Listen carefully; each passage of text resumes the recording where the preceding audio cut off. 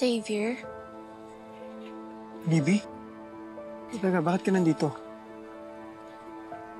Alam kong dito ka nagpupunta kapag gusto mo makapag-isip-isip. At alam kong miss mo na rin ang mama mo. Xavier, kahit anong mangyari, kaibigan mo pa rin ako. Hindi na mawawala sa akin yun.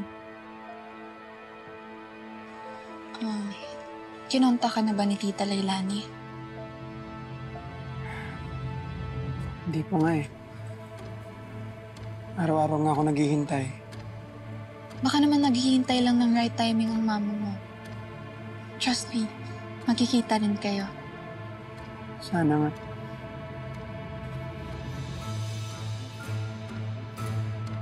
Huwag kayong kikilos! Teka, sino ka nung kailangan mo sa amin? Gusto ko lang magsabi kayo ng totoo. Lalong-lalo ka na!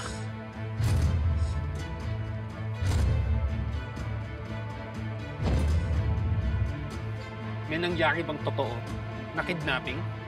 O palabas mo lang yun? Bakit ganyan yung mga tanong mo? Sumagot ka na lang! Sabihin mo yung totoo. May nangyari bang kidnapping o wala?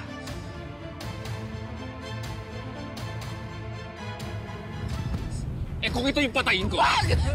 Wag! Please! Huwag mo siyang sasaktan! Sabihin mo yung totoo! Libby, sabihin mo ng totoo. Ano ba talagang totoo? Okay! Magsasalita na ako!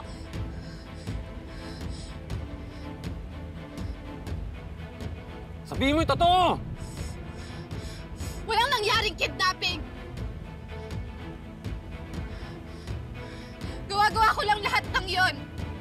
It was just a prank gone wrong.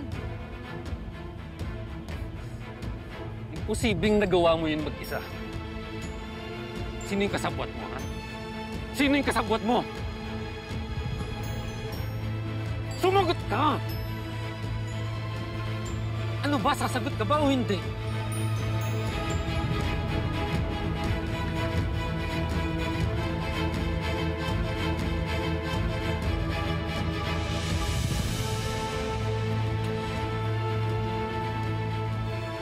Justin!